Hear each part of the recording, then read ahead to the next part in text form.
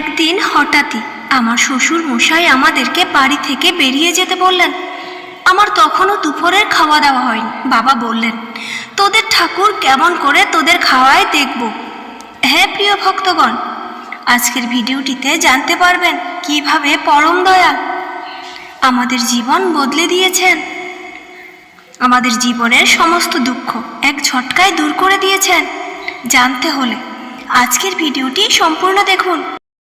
পরম দয়ালের পরম কৃপায় এবং পরম আশীর্বাদে কিভাবে মানুষের জীবন দীক্ষার পর বদলে যায়, সমস্ত দুঃখ কষ্ট এবং জীবনের যাবতীয় যন্ত্রণা কিভাবে ঠাকুর নিজে সব দূর করে দেন, আজকের এই ভিডিওটিতে আপনারা সম্পূর্ণ জানতে পারবেন।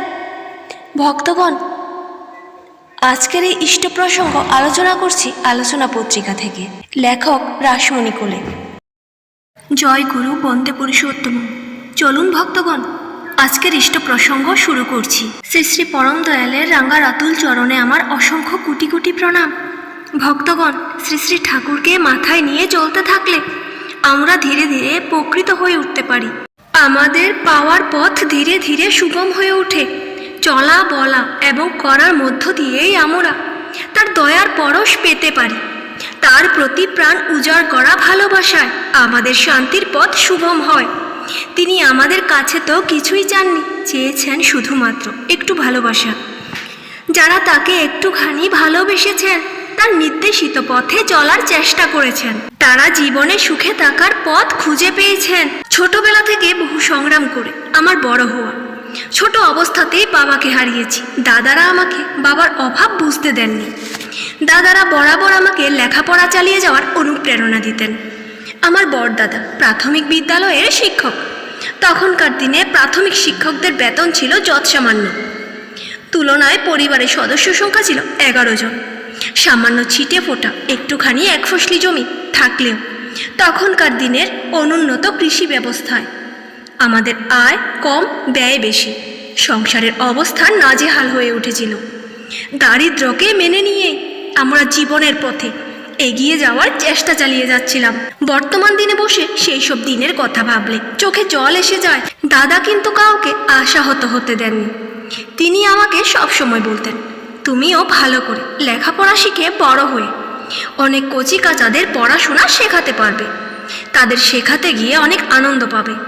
আমি পড়াশোনার মাঝে মাঝে কচি কাচাদের নিয়ে প্রাইভেট টিউশনি পড়ানো শুরু করলাম এবং যা উপার্জন হতো তাই দিয়ে নিজের পড়াশোনাতে কিছুটা যোগান পেতাম। কারণ প্রথম থেকেই আমি চেয়েছিলাম স্বনির্ভর হয়ে উঠতে, আর তাতে দাদার ঘাড়ে কিছুটা হলে চাপ কম পড়ত। বাড়ি থেকে কোতলপুর নেতাজি মোড় পায়ে হেঁটে গিয়ে বাস ধরেই বেঙ্গাই কলেজে পড়তে যেতাম। প্রবল আর্থিক অনটনের কারণে বাড়িতে খেয়ে যেতাম এবং আবার বাড়ি ফিরে এসে তবেই খেতাম। সেই সাথে অন্য কোনো রকম খরচা যাতে করতে না হয় সেই চেষ্টা করতাম। কারণ সকল বাধা অতিক্রম করে আমাকে যে লেখাপড়া শিখতেই হবে, এটা আমার দাদার আশীর্বাদ। এইভাবে চলতে চলতে হঠাৎ একদিন কলকাতায় সিনিয়র বেসিক ট্রেনিং করার সুযোগ পাই। 1 বছরের ট্রেনিং কোর্স সমাপ্ত করে পুনরায় আবার পড়াশোনা শুরু করি। কিন্তু দাদার ইচ্ছে বিয়ে দেওয়ার। এটাই স্বাভাবিক বিষয় যে অভিভাবকদের সব সময় চিন্তা থাকে বাড়ির মেয়েদের বিয়ে দেওয়ার ব্যাপারে। তাছাড়া আমার পরে আবার বোনদেরও বিয়ে দিতে হবে। বিয়ের জন্য দেখাশোনা শুরু হলো।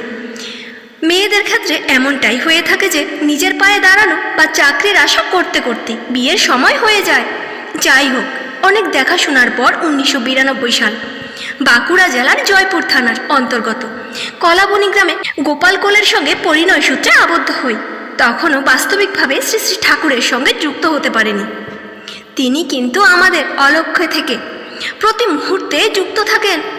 আমাদের অনেক আত্মীয় স্বজন প্রতিবেশী শ্রী শ্রী ঠাকুরের সৎনামে দীক্ষিত ছিলেন। আশেপাশে কোথাও সৎসঙ্গ হলে আমরা যেতাম, আনন্দ পেতাম। তার দয়ায় যাকে জীবনসঙ্গী হিসেবে পেলাম, তার সঙ্গে আমার মনের মিল ছিল খুব। শুরু হলো জীবনের এক নতুন অধ্যায়। সংসার জীবনের পথ বড়ই বৈচিত্র্যময়। শ্বশুর বাড়ির 51বর্তী পরিবার।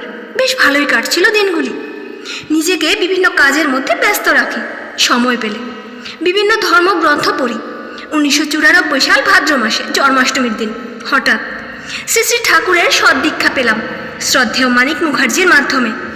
এর আগে থেকেই শ্রী শ্রী ঠাকুরের প্রতি টান ছিল। এখন দীক্ষা নেওয়ার পর সেই টানটা বেড়ে যায়। দীক্ষা নেওয়ার 1 মাসের মধ্যেই আমার স্বামী দেওঘর ঠাকুর বাড়ি চলে যান। উনি ফিরে এসে নিরামিষ খাওয়া শুরু করেন, সঙ্গে আমিও।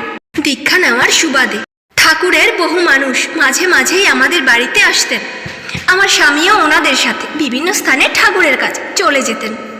ঠাকুরের দীক্ষা নেওয়া এবং ঠাকুরের কাজের জন্য মাঝে মধ্যে বিভিন্ন জায়গায় চলে যাওয়াটা আমার বাড়ির মানুষজন মেনে নিতে পারছিলেন না। একদিন হঠাৎ দুপুরবেলা আমার শ্বশুর মশাই আমাদেরকে বাড়ি থেকে বেরিয়ে যেতে বললেন। আমার তখনও দুপুরের খাওয়া দাওয়া হয়নি। বাবা বললেন, তোদের ঠাকুর কেমন করে তোদের খাওয়াই দেখব।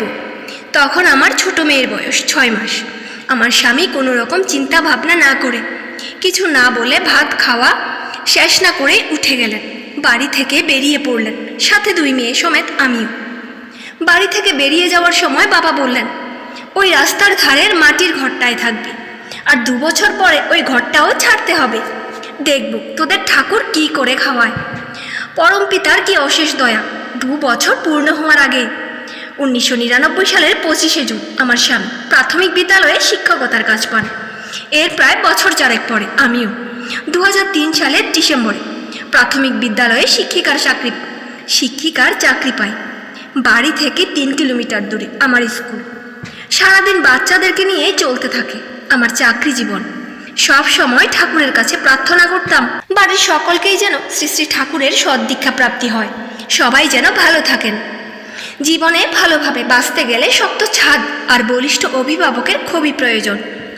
সংসার জীবনে অভিভাবক হিসেবে গুরুর বিকল্প নেই। তিনি নিয়ত জগতের প্রতিটি জীবের মঙ্গল সাধন করেই চলেছেন। কিন্তু আমরা সাধারণ মানুষ বৃত্তি প্রবৃত্তির খেলাটুপে আবদ্ধ থাকি, স্বনিয়ন্ত্রক হয়ে চলেছি পথের সঠিক দিশে পাওয়ার জন্য। হলেও গুরুকরণের কথা মাথায় আসেই না।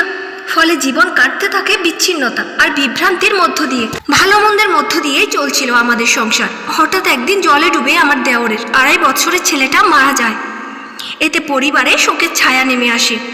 ভীষণ কষ্ট পেলেও করার কিছু ছিল না। আর এত বড় শোকে কার কাছেই বা সান্ত্বনা পাবো। বিপদে পড়লেই মানুষ ঈশ্বরকে শরণ নেয়। বিপদটাকে ঠেকানো না যাক, অন্তত সান্ত্বনাটুকু পাওয়া যাবে। আমাদের ভাগ্য ভালো, ঠাকুরের দয়ায় আগেই আমরা তার সৎনাম পেয়ে গিয়েছিলাম। পরিবারে বাকিদের একটু আধটু যাজন করলেও তারা শুনতে চায়নি। এমন কঠিন পরিস্থিতিতে আমরা তাদের ঠাকুরের শরণ নেওয়ার জন্য অনুরোধ করি। এবারে আর কালো বিলম্ব না করে বাকি সকলে মিলে দীক্ষা নেয়। ঠাকুরের দয়ায় দীক্ষার পর থেকেই সবাই ঠাকুরকে আঁকড়ে ধরে চলার চেষ্টা করে চলেছে। দুর্ঘটনার বছর 4 পরে সেই দেওঘরে একটি পুত্র সন্তান হয়। আগের ভয় কিন্তু এবারেও আছে। আমার স্বামী এবং দেওঘর যায় সন্তানটির জন্য আশীর্বাদ প্রার্থনার জন্য। শ্রী শ্রী দাদা তাদের শ্রদ্ধেয় গুরু কিঙ্কর পাণ্ডের কাছে থেকে কুষ্টি বিচার করতে পাঠান। পাণ্ডেজি কুষ্টি বিচার করে বললেন যে এই সন্তানেরও একই রকম মৃত্যু ফাঁড়া আছে। শ্রী শ্রী দাদার কাছে এই কথা নিবেদন করা হলে তিনি এর বিধান হিসেবে সন্তানটির 5 বছর বয়স পর্যন্ত প্রতি মাসে সৎসঙ্গ দেওয়ার কথা বললেন। সেই সাথে পুরো পরিবারকে ইষ্টমুখী চলনে চলার আশীর্বাদ করেন। তার কথা মতো সন্তানটির 5 বছর বয়স পর্যন্ত প্রতি মাসে সৎসঙ্গ দেওয়া হয়। এরপরে দেওঘরে গিয়ে শ্রী শ্রী দাদার কাছে 5 বছর পূর্ণ হওয়ার কথা জানালে তিনি বললেন, এখন প্রতি মাসে সৎসঙ্গ না দিলেও চলবে, তবে প্রতি বছর তার জন্মদিনে যেন সৎসঙ্গ দেওয়া হয়। ঠাকুরের দয়ায় নতুন জীবন পেয়ে সেই ছেলে এখন 24 বছরে পা দিয়েছে। এমনি করে দীর্ণ জীর্ণ ফুলের মতো একটা একটা করে পাপড়ি তার সামনে মেলে ধরেছি, আর তিনি রাঙিয়ে দিয়েছেন উপযুক্ত রঙে। আমার একটা বড় প্রার্থনা ছিল যে আমরা পরিবারের সকলে মিলে যেন এক ভাবনায় ভাবিত হতে পারি, সকলেই যেন হাত ধরাধরি করে ঠাকুরের পথে এগিয়ে যেতে পারি। তিনি সেই প্রার্থনা পূরণ করেছেন। শুধু তাই নয়, তিনি মনের অনেক সূক্ষ্ম প্রার্থনাও পূরণ করে চলেছেন। প্রতিনিয়ত চাইতে থাকা মানুষকে সংকীর্ণ করে তোলে, কিন্তু কিছু না চেয়েও পরম দয়াল সব কিছু দিয়ে ভরিয়ে দিয়েছেন। এখন বাড়ির সকলে দীক্ষিত, ঠাকুরকে মাথায় নিয়ে চলছেন। ভক্তগণ দেখলেন তো পরম দয়ালের পরম আশীর্বাদ এবং সৎ দীক্ষা গ্রহণে কিভাবে আমাদের জীবনের সমস্ত বিপদ দূর হয়ে যায় পরম পিতার পরম আশীর্বাদে। আজকের ইষ্ট প্রসঙ্গ এখানেই শেষ করছি। ভক্তগণ, আজকের ইষ্ট প্রসঙ্গ যদি আপনাদের ভালো লাগে, এরকমই আরও নতুন নতুন আলোচনা যদি আপনারা শুনতে চান, তাহলে অবশ্যই আমাদের চ্যানেলটিকে সাবস্ক্রাইব করে যাবেন এবং কমেন্টে জয় গুরু একবার অবশ্যই লিখে যাবেন। সকলে ভালো থাকুন, সুস্থ থাকুন। পরম পিতার কাছে এটাই কামনা করি।